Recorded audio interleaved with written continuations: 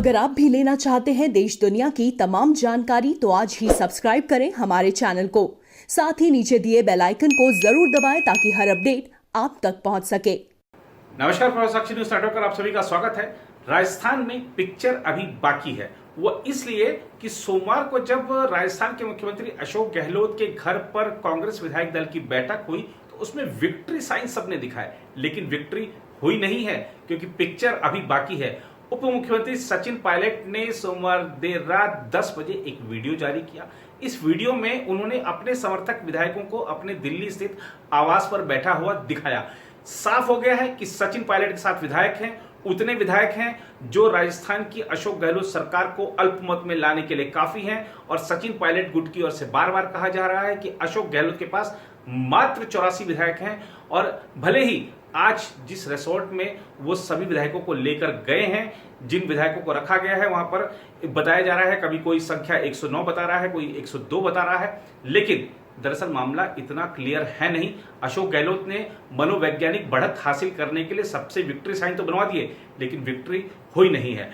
अब इस तरीके की खबरें हैं कि मंगलवार सुबह 10 बजे फिर से कांग्रेस विधायक दल की बैठक बुलाई गई है। इसमें सचिन पायलट और उनके समर्थक विधायकों को भी न्योता दिया गया है। सचिन पायलट की इस तरफ से साफ किया जा चुका है कि वो बैठक में नहीं जाएंगे। उन्होंने यह भी साफ कर दिया है कि उनकी कांग्रेस के किसी नेता से बातचीत नहीं चल रही है।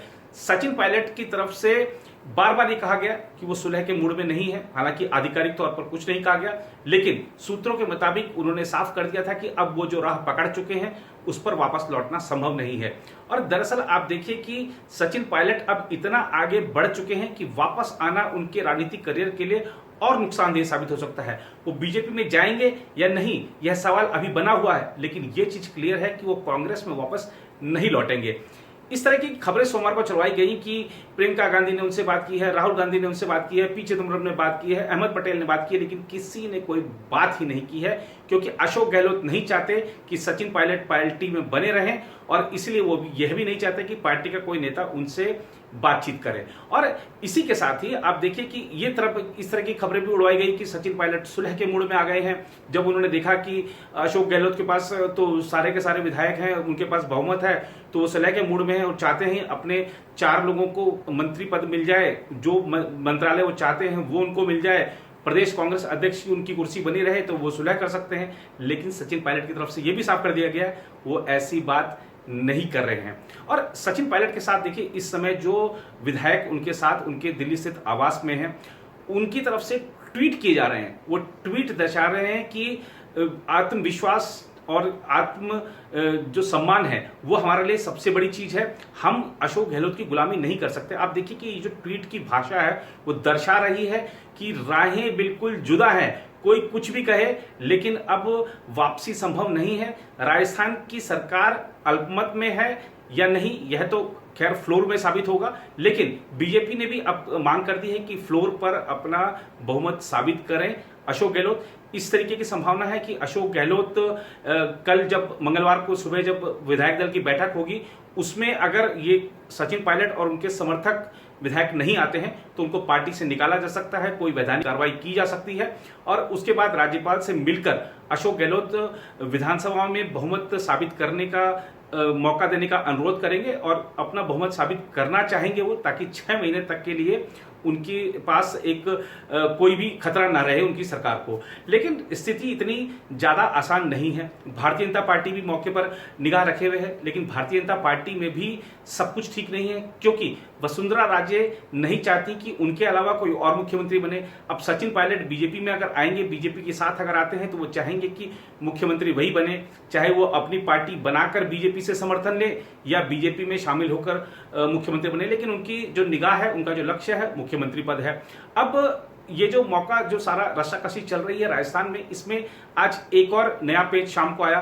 भारतीय ट्राइबल पार्टी के 2 विधायक हैं और भारतीय ट्राइबल पार्टी ने जो पार्टी के अध्यक्ष हैं उन्होंने कह दिया है कि हम अशोक गहलोत सरकार से अपना समर्थन वापस ले रहे हैं।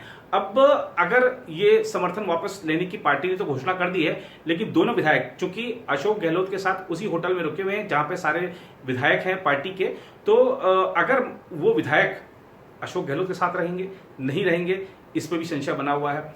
अशोक गहलोत का राजनीतिक भविष्य दरअसल तब संकट में आया जब सचिन पायलट बार बार आलाकमान से मांग करते रहे कि मेरी बात सुनी जाए, मेरी बात सुनी जाए। उनकी बात नहीं सुनी गई। उन्होंने विद्रोह का रास्ता अख्तियार कर लिया और अशोक गहलोत ने जितना हल्के में लिया था सचिन पायलट को, सचिन पायलट उससे कहीं भारी साबित हो रहे हैं। क्या होगा? हालांकि अशोक गहलोत जादूगर हैं। जादू से वो 3 बार वो खुद स्वीकार कर चुके हैं, जब तीसरी बार मुख्यमंत्री बनने की मुझे ये कुर्सी जादू से मिलती है। जादू से क्या वो अपनी कुर्सी बचा पाएंगे, देखने वाली बात होगी। लेकिन आइए आपको हम दिखाते हैं कि किस तरीके से कांग्रेस के नेता रणदीप सुरजेवाला कह रहे हैं कि सचिन पायलट को एक मौका दिया जा रहा है। क्या कह रहे हैं रणदीप सुरजेवाला और उसके बाद भारतीय जनता पार्टी का इस पर क्या कहना है, इसके लिए हम आपको प्रदेश अध्यक्ष बीजेपी के बयान सुनाएंगे। और इस पूरी रस्साकशी में जो बीजेपी की तरफ से सबसे ज्यादा कह सकते हैं कि रुचि ले रहे हैं या मामले पर निगाह रख रहे हैं, सांसद ओम माथुर, वो क्या कह रहे हैं वो भी सुनाएंगे। कांग्रेस की चुनी हुई सरकार राजस्थान की जनता की सेवा के लिए है और अगर कोई मतभेद है तो कांग्रेस पार्टी के, कांग्रेस आलाकमान के सब दरवाजे समेत श्री सचिन पायलट के सब विधायक साथियों के लिए सदैव खुले थे, खुले हैं और सदैव खुले रहेंगे। आइए बैठकर वार्तालाप कीजिए। अगर कोई समस्या है तो श्रीमती सोनिया गांधी जी और राहुल गांधी जी के नेतृत्व में हम उस समस्या का निदान निकाल लेंगे। परंतु व्यक्तिगत प्रतिस्पर्धा के चलते कांग्रेस पार्टी की सरकार को अस्थिर करना या राजस्थान के लोगों ने जो 5 साल के लिए भारतीय राष्ट्रीय कांग्रेस को चुना है उसको कमजोर करना ना वाजिब है, ना उचित है और ना लोगों की सेवा और निष्ठा के अनुरूप है। इसलिए एक बार फिर मैं सब विधायक मित्रों से यह आग्रह करूंगा, कांग्रेस विधायक दल की बैठक में शामिल हों, अपना पक्ष पार्टी की फोरम पर रखें, ना कि पार्टी की फोरम के बाहर, और हर चीज का हल निकालने के लिए हम खुले मन से तैयार हैं। अगर परिवार का कोई सदस्य नाराज हो जाए तो वो परिवार को गिराता नहीं, वो परिवार से रुष्ट होकर अपना गुस्सा प्रकट कर माँ बाप के साथ बैठकर, चाचा ताऊ के साथ बैठकर, परिवार के साथ बैठकर उसका हल निकालता है। कांग्रेस पार्टी के दरवाजे खुले मन से मैं कह रहा हूं अजय माखन जी की ओर से और प्रभारी महासचिव पांडे जी की ओर से और सोनिया जी और राहुल जी की ओर से कि वो सचिन जी हों या दूसरे विधायक हों, उनके लिए कांग्रेस के दरवाजे खुले हैं। पार्टी फोरम पर अपनी बात रखें, हम उनकी बात, हर बात का हल निकालने के लिए खुले मन से तैयार। मुख्यमंत्री पद के सच्चे हकदार सचिन पायलट थे, उनका हक मार के अशोक गहलोत जी बने और तभी से इस पार्टी में अंतर्विरोध था और ये अंततः इस रूप में प्रकट हुआ। मुझे लगता है कि जिस तरीके की अब गतिविधियां हुई हैं तो निश्चित रूप से सरकार अपना बहुमत खो चुकी है। जब उनके खुद के लोग डिप्टी सीएम, प्रदेश अध्यक्ष वो खुद ऐसा काम कर रहे तो वो हमारी बोलियां डालेंगे ना, उनके ऊपर बोले ना, हिम्मत हो तो वो बोले उन पर। इसलिए कांग्रेस अपने घर की लड़ाई को बीजेपी पे नहीं डाले। अशोक अपना सारा स्तर खो चुके हैं। उनके मुख्यमंत्री काल में जिस तरह से पार्टी को इंटैक्ट रखना चाहिए था वो नहीं रख पा रहे हैं। पार्टी के विधायक उनसे नाराज है और जब मुख्यमंत्री कहता है कि घोड़े है, बकरा मंडी है, तो जब अपने विधायकों को बकरा और घोड़ा बनाएंगे और आखिर में आप कल नहीं देगा कपिल सिब्बल का ट्वीट कि मैं बहुत दुखी हूं कि अस्तबल से सारे घोड़े भागेंगे जब चिंता करेगी, तो भाई घोड़े तो जहाँ हरियाली होगी वहीं जाके उछल कूद करेंगे और सूखे में रहेंगे तो उनके खुर गिर जाएंगे। और इसलिए ये उनका घर का मामला है। अपने घर की लड़ाई कृपा करके मुख्यमंत्री दूसरों पे नहीं डाले और अपनी वाणी पे संयम रखे। हल्का बोल सबको बोलना आता है। जिस प्रकार से वो प्रधानमंत्री जी के बारे में बोल रहे हैं, दुर्भाग्यपूर्ण है कि वो इस प्रकार की हल्की बातें मुख्यमंत्री पद पे रहते हुए बोल रहे हैं। वो मुख्यमंत्री की गरिमा को गिरा रहे पद की, और इसलिए अपनी भाषा का संयम रखना चाहिए। और मारवाड़ के लोग हैं, अशोक गहलोत जी मारवाड़ में तो गाली भी आदर से ज्यादा दी जाती है। और वो किस प्रकार के शब्दों का, क्योंकि इतनी कुंठा भर गई है, वो सोच रहे हैं मेरी सरकार की पता नहीं क्या होगा, उनकी वो लड़ाई। और इसलिए बीजेपी का कोई इससे लेना देना नहीं है। मैं कहता हूँ अगर का क्या उत्तर होता, पता नहीं कौन कौन आते, कौन कौन जाते और बीजेपी तो पार्टी जब बड़ी है तो आते जाते की चर्चा अगर पे क्या चिंता करना है, अभी अगर क्या होगा क्या नहीं होगा इंतजार करो आप लोग भी। मैं वही कह रहा हूँ, अगर मौका मिलेगा, कौन नहीं मिलेगा बताइए, कौन नहीं बना। हमको जनता ने पीछे रखा, हमने सरकार नहीं बनाई, उन्होंने बना दी, उनको मौका मिला हुआ अभी तो उस मौके का सदुपयोग करे, दुरुपयोग नहीं। जिस प्रकार से एसओजी लगा के अपने लोगों पर, अभी मैं उनके एक मंत्री का बयान देखता था कि न तो मैं शिकायत करता, मैं मैं कोई डिमांड करता हूँ, मुझे किस बात का नोटिस दिया है। तो जब एसओजी का नोटिस किसी वरिष्ठ व्यक्ति के पास या किसी साधारण व्यक्ति के पास जाता, मन में पीड़ा होती। इसलिए अगर का उत्तर भी उन्हीं को पूछो। उधर अगर देश में कोरोना वायरस के मामलों की बात करें तो आंकड़ा 9 लाख के पार जा पहुंचा है, और जिस तरीके से महाराष्ट्र में, तमिलनाडु में मामले बढ़ रहे हैं उससे सरकार की चिंता बढ़ गई है। उत्तर प्रदेश में 1600 का एक नया आंकड़ा आया है, अपने आप में नया उछाल है। अगर उत्तर प्रदेश के हम अब तक के आंकड़ों पर रोजाना जो आते हैं उन पर नजर डालें तो तमिलनाडु में मामले बढ़े हैं, दिल्ली में हालांकि कुछ कम हुई है संख्या लेकिन मामले बढ़ रहे हैं। स्वस्थ होने की दर देश में 63% के पार जा चुकी है, और ये सब दर्शा रहा है कि कोरोना के खिलाफ भारत की लड़ाई सही दिशा में तो है लेकिन लोगों का सहयोग बहुत ज़्यादा जरूरी है। और अगर हम देखें जो दिन भर में अगर बात करें तो 28,000 के पार मामले चले गए हैं। ये अपने आप में जिस तरीके से हम देख रहे हैं लगातार 20,000 से ऊपर आंकड़ा रह रहा है। कल भी अगर हम रविवार की बात करें तो एक दिन में 29,000 से ज़्यादा मामले आए थे। तो लगातार जिस तरीके से मामले बढ़ रहे हैं उसको लेकर ज़्यादा चिंता की वैसे इस बात इसलिए भी नहीं है क्योंकि सरकार ने जाँच का जो आंकड़ा है वो भी बढ़ाया है, तो ये आंकड़े जाहिर सी बात है कि बढ़ेंगे। आज की इस रिपोर्ट में हम आपको बताएंगे कि कोरोना से लड़ने के लिए बायोकॉन समूह क्या दवाई लाया है। इसके अलावा केपी शर्मा ओली नेपाल के प्रधानमंत्री ने क्या नया राग छेड़ा है कि उन्होंने अपने नए राग में कह दिया है कि असली अयोध्या तो नेपाल में है और जो भारत में अयोध्या है वो फर्जी है। पूरी बात बताएंगे आपको। इसके अलावा बाबरी विध्वंस वाला जो केस है उसमें आज उत्तर प्रदेश के पूर्व मुख्यमंत्री कल्याण सिंह सीबीआई की विशेष अदालत के सामने पेश हुए।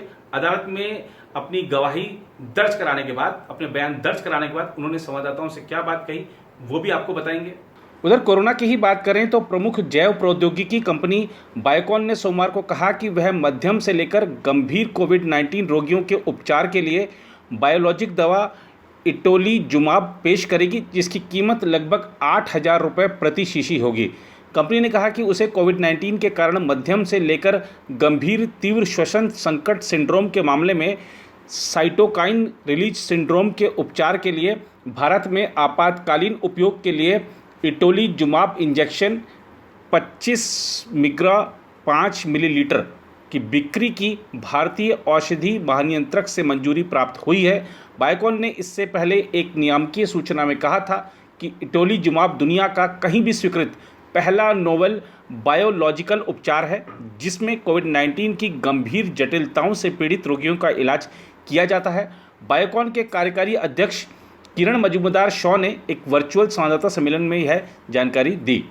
उधर भाजपा के वरिष्ठ नेता कल्याण सिंह ने बाबरी मस्जिद ढहाए जाने के मामले में केंद्र की तत्कालीन कांग्रेस सरकार पर सोमवार को आरोप लगाया कि उसके इशारे पर मुकदमा चलाया गया और राजनीतिक विद्वेष के चलते उन्हें गलत फंसाया गया।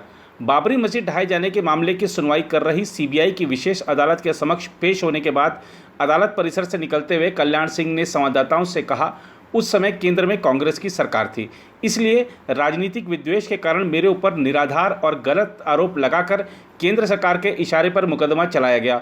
उन्होंने कहा, उत्तर प्रदेश का मुख्यमंत्री होने के नाते मैंने और मेरी सरकार ने अयोध्या स्थित विवादित ढांचे की सुरक्षा के लिए पुख्ता इंतजाम किए थे तथा उक्त ढांचे की सुदृढ़ सुरक्षा की दृष्टि से त्रिस्तरीय सुरक्षा व्यवस्था की गई थी।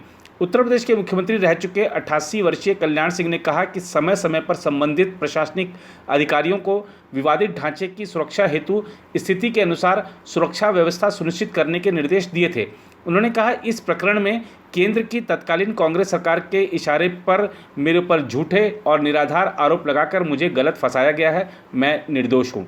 अदालत ने कल्याण सिंह से 1050 सवाल किए जिनका जवाब उन्होंने दिया कि उन्हें राजनीतिक वजहों से तत्कालीन कांग्रेस सरकार के इशारे पर झूठे और तोड़ मरोड़ कर पेश किए गए साक्ष्यों के आधार पर गलत फंसाया गया है।